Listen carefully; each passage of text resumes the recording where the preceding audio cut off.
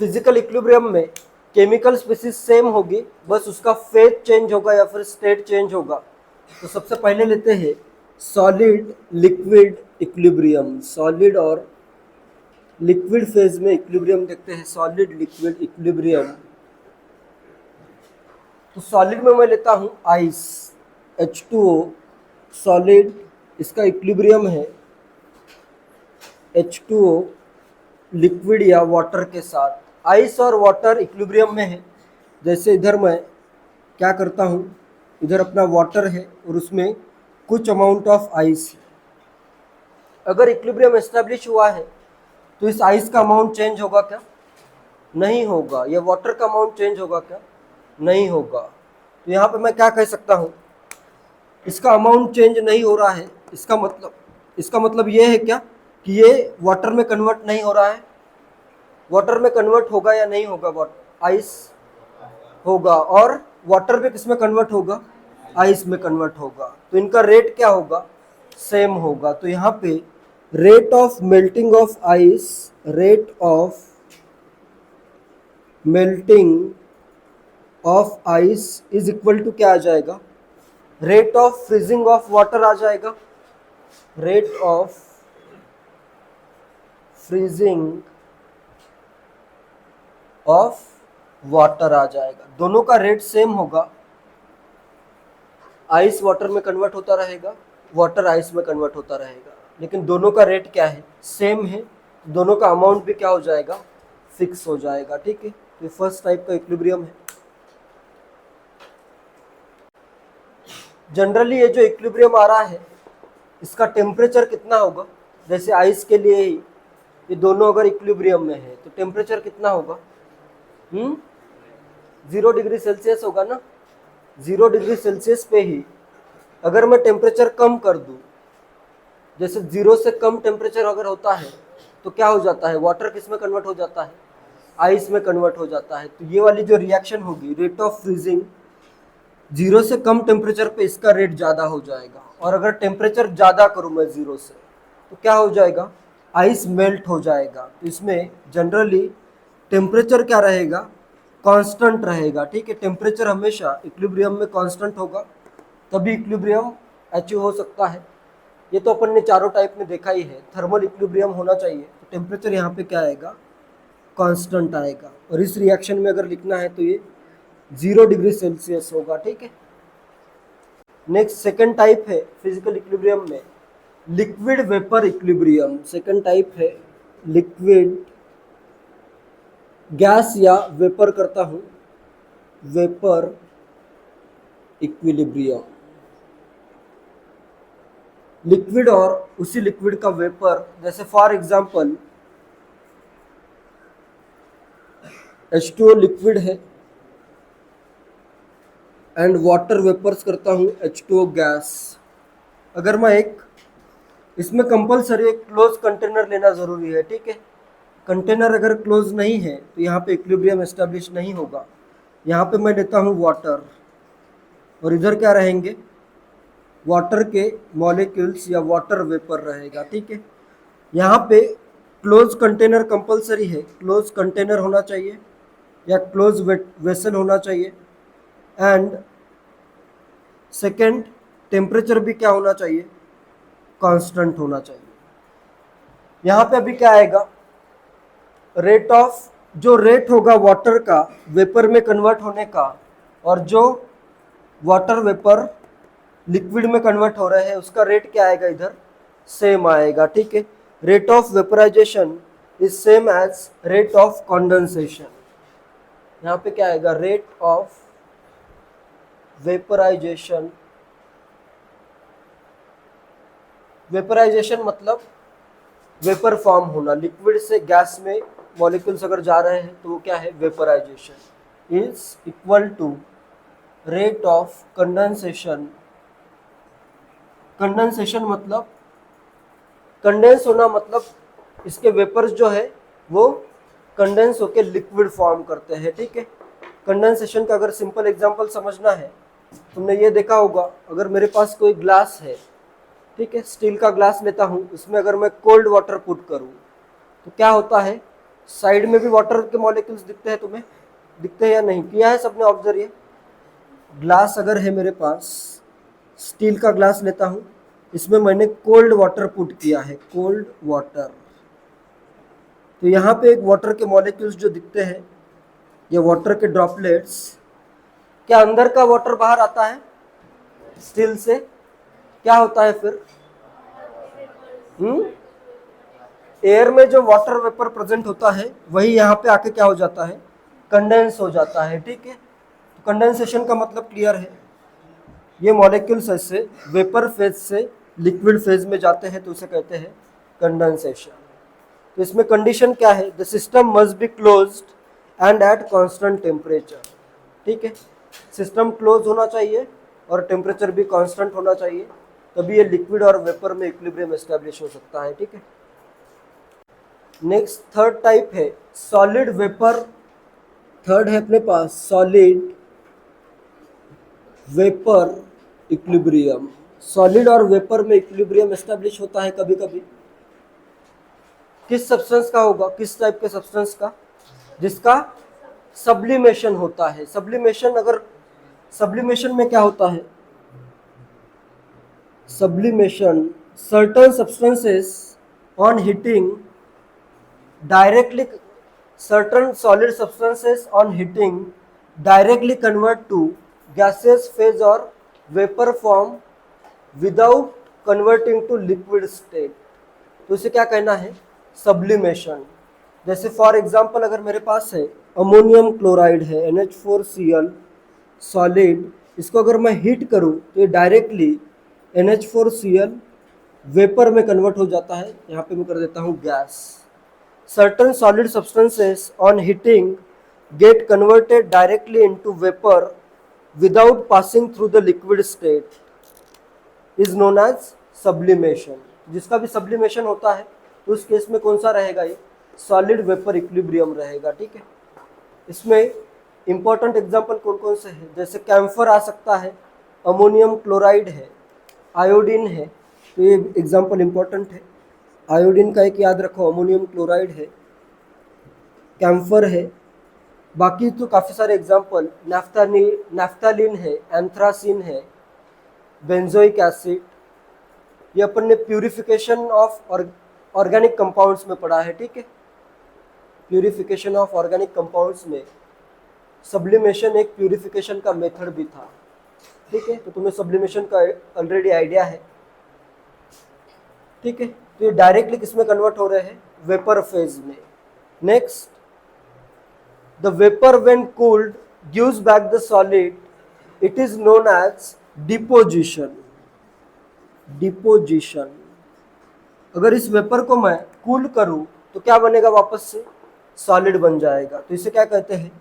Deposition. तो यहाँ पे आता है rate of sublimation is equal to, क्या आ जाएगा? Rate of sublimation is same as rate of deposition।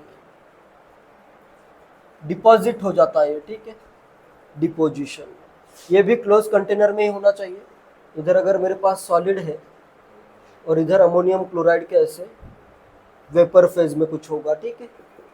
Container तो हर बार क्लोज ही होना चाहिए। टेम्परेचर भी कांस्टेंट होना चाहिए। टेम्परेचर अगर मैं इंक्रीज कर दूं, जैसे यहाँ पे ये है, टेम्परेचर अगर मैं इंक्रीज कर दूं तो क्या होगा? ज़्यादा मॉलिक्यूल्स सॉलिड में कन्वर्ट होंगे या ज़्यादा मॉलिक्यूल्स गैस में कन्वर्ट होंगे? टेम्परेचर अगर बढ़ाऊं तो क्या होगा? एनर्जी बढ़ गई। तो ज़्यादा एनर्जी किस में होती है? गैसेस में या सॉलिड में? गैसेस में होती है, ठीक है। तो टेम्परेचर कांस्टेंट होना चाहिए, ठीक है। Temperature must be constant and vessel must be closed. Next fourth आता है equilibrium between a solid and its solution. Equilibrium between a solid and its solution. And its solution, solid होगा and उसका solution होगा। जैसे एक container लेता हूँ, container में यहाँ पे ऐसे वाटर है और वाटर में मैंने शुगर डिजॉल्व की है, ठीक है। तो शुगर ये सैचुरेटेड सॉल्यूशन होना चाहिए, सैचुरेटेड सॉल्यूशन, एंड सॉलिड क्या होना चाहिए, सॉलिड सॉल्यूट होना चाहिए। यहाँ पे मैं कुछ सॉलिड कर देता हूँ, solid solute. When saturated solution is in contact with the solid solute, जैसे अगर यहाँ पे शुगर है तो यहाँ पे क्या होगा, equilibrium. Sugar in solid state, sugar आएगा in solid state is in equilibrium with sugar in aqueous state, जो डिजॉल्व हो गया है उसे क्या कहना है, शुगर इन एक्वस। यहाँ पे अगर शुगर के मॉलिक्यूल्स है तो वो क्या है, एक्वस स्टेट में है। और यहाँ पे अगर मैंने सॉलिड लिया है, इसके अगर क्रिस्टल से नीचे, तो ये क्या है, शुगर इन सॉलिड स्टेट है। तो दोनों के बीच में इक्विलिब्रियम रहेगा, ठीक है। तो ये भी किसमें आएगा, फिजिकल इक्विलिब्रियम में ही आएगा, ठीक है। Equilibrium between solid and its solution, उसी सॉलिड का ये क्या है, सॉल्यूशन है। तो इसमें किसका रेट अभी सेम आएगा, ये जो डिजॉल्व हो रहा है इसे कहते हैं डिसोल्यूशन। डिसोल्यूशन मतलब डिजॉल्व होना। एंड ये मॉलिक्यूल अगर क्रिस्टल फॉर्म हो रहा है तो उसको कहते हैं प्रेसिपिटेशन। प्रेसिपिटेशन या क्रिस्टलाइजेशन भी कह सकते हो, लेकिन ज़्यादा करेक्ट वर्ड प्रेसिपिटेशन है। तो यहाँ पे क्या होगा, rate of dissolution of solid, rate of dissolution of solid is equal to क्या आएगा, rate of precipitation, solid sugar कर देता हूँ, rate of dissolution of solid sugar, इसी के लिए या फिर सबके लिए, दूसरे के लिए क्या आ जाएगा, जो भी सॉल्यूट है वो आ जाएगा, ठीक है। Rate of precipitation of sugar from solution, sugar molecules from solution से क्या होंगे, यहाँ पे नीचे ऐसे प्रेसिपिटेट हो जाएंगे, ठीक है। तो दोनों का रेट होगा सेम, ठीक है। रिएक्शन स्टॉप नहीं होती है, कंटिन्यूअसली इधर के मॉलिक्यूल्स इधर, इधर के शुगर मॉलिक्यूल्स इधर, कंटिन्यूअसली आते जाते रहेंगे, ठीक है। Rate of dissolution of solid sugar is same as the rate of precipitation of sugar from the solution. Next fifth type है equilibrium between a gas and its solution. Equilibrium between a gas and its solution in a liquid, gas and its solution in a liquid, किसी liquid में किसी दूसरे gas का equilibrium. जैसे ये पता है तुम्हें कि गैसेस लिक्विड में डिसॉल्व होते हैं, गैसेस लिक्विड में डिसॉल्व होते हैं, ये पता है या नहीं पता है, बताओ, एग्जांपल बताओ।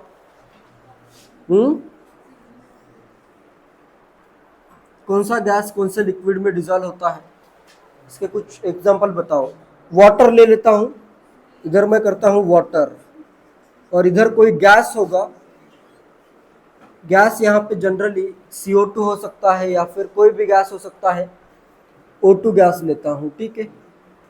ऑक्सीजन गैस वाटर में डिसॉल्व होता है, तभी तो एक्वेटिक लाइफ को, जैसे जो भी एक्वेटिक एनिमल्स है उनको ऑक्सीजन कहाँ से मिलता है, ये डिसॉल्व्ड ऑक्सीजन होता है, ठीक है।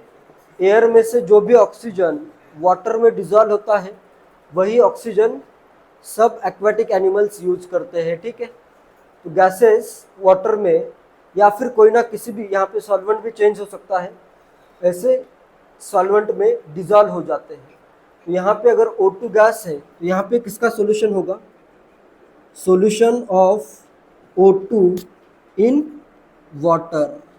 इसमें कुछ ना कुछ O2 क्या रहेगा, डिसॉल्व रहेगा, ठीक है। तो यहाँ पे क्या आएगा, रेट ऑफ, जो रेट होगा ऑक्सीजन मॉलिक्यूल्स इस वाटर में जा रहे हैं, उसी रेट से क्या होंगे, कुछ ऑक्सीजन मॉलिक्यूल्स जो वाटर में ऑलरेडी प्रेजेंट थे वो क्या हो जाएंगे, इस गैस में चले जाएंगे। ठीक है, तो ये किस पे डिपेंड करेगा, solubility of gas in a solvent depends on solubility of gas in a solvent depends upon, किस किस पे डिपेंड करेगा, क्या क्या लगता है। सबसे पहले तो है nature of gas and solvent, इनके नेचर पर डिपेंड करेगा, कोई गैस ज़्यादा सोल्यूबल होगा, कोई गैस कम सोल्यूबल होगा। ठीक है, तो सबसे पहले तो आता है nature of gas and solvent, solvent कौन सा है और गैस कौन सा है, इस पर मेनली डिपेंड करता है। सेकेंड इंपॉर्टेंट फैक्टर है टेम्परेचर, टेम्परेचर अगर ज़्यादा होगा तो कम गैस डिजॉल्व होगा, और टेम्परेचर अगर कम होगा तो ज़्यादा गैस डिजॉल्व होगा। एंड नेक्स्ट थर्ड फैक्टर, सोच के बताओ कौन सा फैक्टर होगा, amount of gas dissolved in a given solvent depends on nature of gas and nature of solvent. Second, it depends upon the temperature. Third factor क्या होगा, सोच के बताओ, थोड़ा सा लॉजिक लगाओ, क्या होगा, सैचुरेशन वगैरह नहीं आएगा, थोड़ा सा लॉजिक लगाओ ना।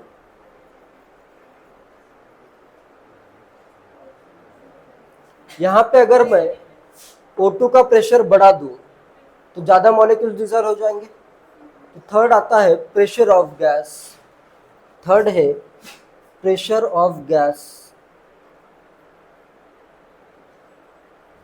कोल्ड ड्रिंक में इसी का तो यूज होता है, इसी कॉन्सेप्ट का यूज होता है। कोल्ड ड्रिंक्स में क्या होते हैं, कार्बोनेशन होता है, कार्बोनेटेड ड्रिंक्स अगर पढ़ते हो कोल्ड ड्रिंक में तो उसमें लिखा होता है कार्बोनेटेड ड्रिंक, मतलब जैसे थम्स अप लेते हो इस टाइप के कोल्ड ड्रिंक।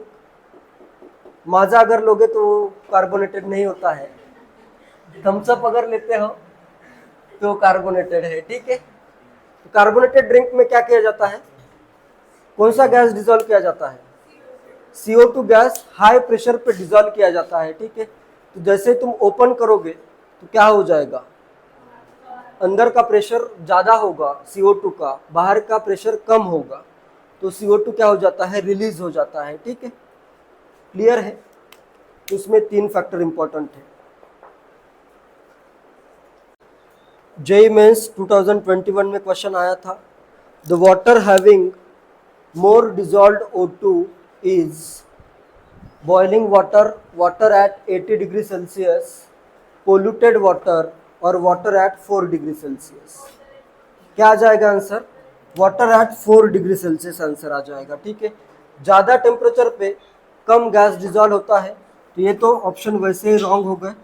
नेक्स्ट, पोल्यूटेड अगर वाटर है तो उसमें ज़्यादा ऑक्सीजन डिजॉल्व नहीं होता है, नॉर्मल वाटर में ज़्यादा ऑक्सीजन डिजॉल्व होता है और टेम्परेचर कम भी होना चाहिए, तो आंसर आ जाएगा डी।